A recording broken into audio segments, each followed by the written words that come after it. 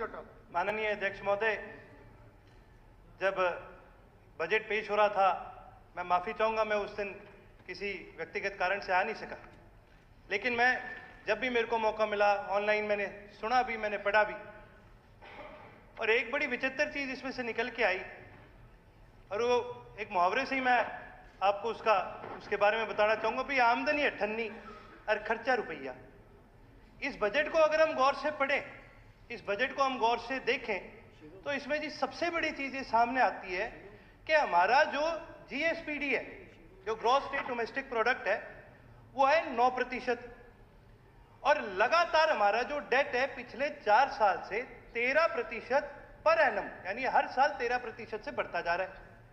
आज हमारा डेट है 26.7% है लगभग, और उसके अलावा 2% और डेट है जो स्टेट स्पॉन्सर्ड या जो स्टेट की जो पब्लिक डिपार्टमेंट्स की जो अलग से जो डेट उठाते हैं, स्टेट पब्लिक इंटरप्राइजेस जो अलग से डेट उठाती है, उसकी गारंटी भी हरियाणा सरकार ही देती है, वो भी 2% है, यानी 28% से ज्यादा आज हमारा डेट है। और हमारा जो जीडीपी है वो 9% से कम है। ये गैप अध्यक्ष महोदय जीडीपी और कर्जे के बीच में 20% से ज्यादा है, और ये जो एफएसआरबी जो रिकमेंडेशन देती है ये इससे बहुत ज्यादा है। आज हमारे पास स्पीकर महोदय, बात तो ठीक है, चलो सारे करते हैं जी, कर्जा इसका नहीं है, कर्जा लोगों पे नहीं आएगा, कर्जा किसी पे तो आएगा, चाहे वो सरकार पे आए चाहे वो लोगों पे आए, कर्जा तो देखो हमारा ही है, और इस कर्जे को कोई एड्रेस ही नहीं कर रहा। और अगर हम इस कर्जे को एड्रेस नहीं करेंगे तो देखो जी, ये तो एक बबल है, गुब्बारे की तरह है, जितना गुब्बारे के अंदर हवा भरेंगे, जितना कर्जा भरते रहेंगे, एक पॉइंट है, चलो ठीक है, इतना हम सहन कर लेंगे, पर कभी ना कभी तो ये फटेगा। और इससे ज्यादा दूर उदाहरण हमें देखने के लिए जरूरत नहीं है। कल पंजाब विधानसभा का बजट सेशन शुरू हो रहा है, और हमें पता है पंजाब प्रदेश के क्या हालात हो चुके हैं। आज उनके पास अपने एम्प्लॉयज को तनख्वाह देने के पैसे नहीं है। ये नुकसान होता है जब हम गौर नहीं करते कि हमारा जो खर्चा है, जब उसको हम रोकते नहीं है, या फिर अगर हम रेवेन्यू नहीं जनरेट कर सकते, तो इससे जी हमारा नुकसान होता है, और थोड़ा नहीं बहुत बड़ा नुकसान होता है। फिर उसके बाद इसके अंदर 3 प्रमाणित सेक्टरों के बारे में जिक्र किया गया। भाई बड़ी सरकार ने पीठ थपथपाई कि जी हमारा प्राइमरी सेक्टर से 18% हमने रेवेन्यू जनरेट करा, सेकेंडरी सेक्टर से हमने 29% जो रेवेन्यू है वो जनरेट करा, टेरिशरी सेक्टर से यानी सर्विस सेक्टर से हमने 53% रेवेन्यू जनरेट करा। भाई सुनने में तो बड़ा अच्छा लगा, भाई सर्विस सेक्टर हमारा इतना आगे चले गया, लेकिन हम एक एग्रेरियन इकोनॉमी थे, हम कृषि प्रधान प्रदेश है, और एकदम से हमने जंप मारी सर्विस सेक्टर पे, हमने अपने इंडस्ट्रियल सेक्टर को बढ़ाने का काम ही नहीं करा। और अगर हम अपना इंडस्ट्रियल सेक्टर नहीं बढ़ाएंगे तो नवाचार इस प्रदेश के अंदर नहीं होगा, प्रदेश के अंदर इनोवेशन नहीं आएगी। किसी भी देश को, किसी भी इकोनॉमी को अगर आगे बढ़ना होता है तो अपना इंडस्ट्रियल सेक्टर आगे बढ़ाना बहुत ज्यादा जरूरी है। और इसका एक उदाहरण मैं देना चाहूंगा जी, चीन ने अपने सर्विस सेक्टर की स्पेंडिंग घटा करके अपने इंडस्ट्रियल सेक्टर के अंदर स्पेंडिंग बढ़ाने का काम करा है, और उसका सीधा सीधा परिणाम है पूरी दुनिया ने चीन के ऊपर सैंक्शन लगाने का काम करा, पूरी दुनिया ने चीन को रोकने का काम करा, भाई ये चिप कहीं से ना ले ले, भाई ये ऊर्जा कहीं से ना बना ले, लेकिन उनका इंडस्ट्रियल सेक्टर इतना मजबूत है कि पूरी दुनिया की 100 रोक लगाने के बाद भी उस देश की इंडस्ट्री बढ़ती जा रही है। ये बड़ी गंभीर चीज है सोचने वाली कि जी हमें अपने इंडस्ट्रियल सेक्टर को बढ़ाना चाहिए।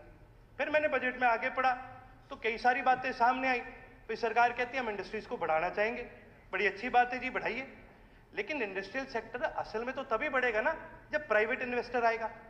अब सरकार ने खुद ने डिसइन्वेस्टमेंट के टारगेट सेट करे, यानी अपने खुद के जो स्टेक्स है प्राइवेट स्टेक होल्डर्स को बेचने के लिए सरकार ने टारगेट सेट करे कि भी हम कम से कम 4,000-5,000 करोड़ प्राइवेट सेक्टर के थ्रू प्रदेश के लिए हम जनरेट करेंगे।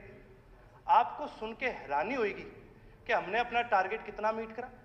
पिछले 3 साल में हमने अपना टारगेट मीट करा 1.3%, 1.4%, 2.2%।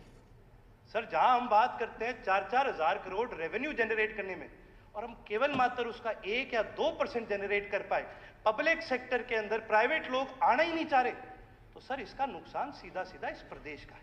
ये बड़ी गंभीर तरह से हमें सोचना पड़ेगा कि अभी हम किस दिशा में इस प्रदेश को आगे लेके जाना चाहते हैं। और इसका एक सीधा सीधा कोरिलेशन क्या आता है सर, कि आज हमारे देश का सबसे बड़ा धन क्या है? हमारे देश का सबसे बड़ा धन कोई ये पैसा या कोई गोल्ड या कोई ऐसी चीजें नहीं है। हमारे देश का सबसे बड़ा धन हमारे इस देश का युवा है, वो काबिल युवा जो निर्वाचार करता है, जो इनोवेशन करता है। लेकिन वो युवा कहां जा रहा है? वो युवा देश छोड़ करके विदेश जा रहा है, क्योंकि वहां पर उनको मौके मिलते हैं, वहां पर उनको बढ़ने के मौके मिलते हैं, पढ़ने के मौके मिलते हैं। आज हाउस के अंदर हमने सबने बड़ी खुशी मनाई कि सुनीता विलियम्स जी वापस धरती पर आ गए। पर देखने वाली बात है जी, ना तो हम उनको अंतरिक्ष में भेजने वाले थे, ना ही हम उनको लाने वाले थे। सुनीता विलियम्स जी तो इस देश की नागरिक भी नहीं है। हमारा एक बहुत बड़ा धन है ये, जो हमने खो दिया है, क्योंकि वो अब दूसरे देश की नागरिक बन चुके हैं। और पता नहीं कितने माननीय स्वर्गीय अब्दुल कलाम जी जैसे, सुनीता विलियम्स जी जैसे, कल्पना चावला जी जैसे, और पता नहीं कितने ऐसे बड़े बड़े महान साइंटिस्ट होंगे जो इस देश को पता नहीं कितनी तरक्की की ओर लेके जा सकते हैं। लेकिन वो देश छोड़ के जा रहे हैं स्पीकर महोदय, और वो जाते रहेंगे जब तक हम उनको एक बढ़िया मौका, एक तगड़ा मौका यहां पर बस करके इनोवेशन लाने का मौका ना दें। ये बड़ी गंभीर चीज सोचने वाली है। साथ ही साथ एजुकेशन सेक्टर पे मैं 2 मिनट जरूर चर्चा करना चाहूंगा। कुल जो बजट था, मैं कुल बजट की बात करूंगा, कुल बजट में से 11% से ज्यादा जो पैसा खर्च किया गया था वो एजुकेशन सेक्टर में किया गया था।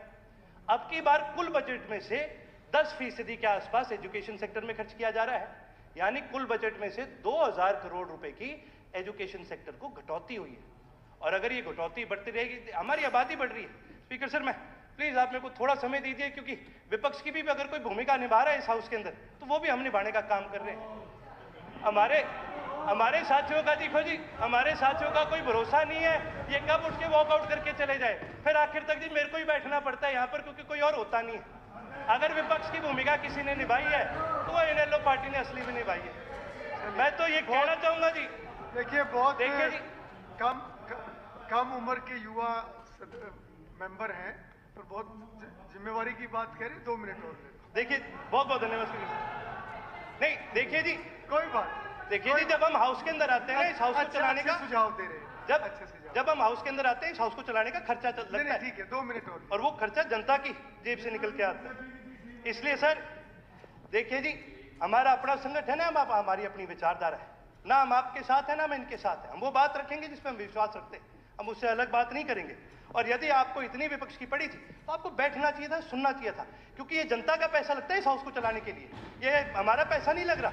लाइटें चलेंगी, सारी सरकार रुकती है, सिक्योरिटी आती है, खाना लगता है, ये किसका पैसा लग रहा है? ये जनता का पैसा लग रहा है। और अगर हम यहाँ बैठ भी नहीं सकते तो फिर हम किसके पैसे बर्बाद करें? हम जनता के पैसे बर्बाद करें। अध्यक्ष महोदय, आगे बढ़ते हुए अध्यक्ष महोदय, एक बहुत और गंभीर विषय पर मैं चर्चा करना चाहूंगा, वो है ऊर्जा। मेरे को बड़ी हैरानी हुई है बजट पढ़ के कि ऊर्जा के अंदर 23% की कटौती करी गई है। सर, ऊर्जा तो सबसे जरूरी चीज है किसी भी देश को आगे बढ़ाने के लिए, किसी भी प्रदेश को, किसी भी इकॉनमी को बढ़ाने के लिए। आज हम अपनी ज्यादा ऊर्जा नहीं बनाते, हमें और प्रदेशों से ऊर्जा खरीदनी पड़ती है।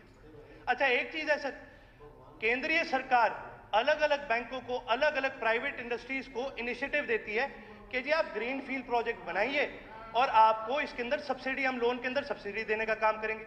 तो भाई हम ऐसी पॉलिसी क्यों नहीं बना रहे कि भाई हमारी सरकारी जितनी भी बिल्डिंग्स आने को बनने वाली है उनको ग्रीनफील्ड प्रोजेक्ट बनाए जाए। जब मैं ग्रीनफील्ड प्रोजेक्ट के बारे में बात करता हूं तो इसमें मेरे कहने का मतलब ये है कि भाई सरकार की कितनी ओपन पार्किंगें हैं, सरकार की कितने मंडियों में शेड है, गौशाला में शेड है, जगह जगह हमारे पास खुली जगह है। शेड कितने हम लगाते हैं, हर आदमी अपने हल्के में, गौशाला में कहीं ना कहीं शेड लगवाता है। उन शेडों के ऊपर हम क्यों नहीं सोलर ऊर्जा के हम सेल लगाने का काम कर रहे? आज दुनिया में 90% सोलर ऊर्जा के जो सेल हैं वो सारे के सारे चीन से आ रहे हैं। अगर हम अपनी इंडस्ट्री को बढ़ाने का काम करें, हमें वो सोलर ऊर्जा के सेल अपने देश के अंदर बनाने चाहिए, वो लगाने चाहिए, ताकि हमारा जो एक बिजली के ऊपर जो एक बहुत बड़ा खर्चा जाता है दूसरे प्रदेशों पे, उसको हम घटाने का काम करें। बाकी मैं चीजें सर आपको लिख के भेजने का काम करूं टेबल पर। आपने समय दिया, बहुत बहुत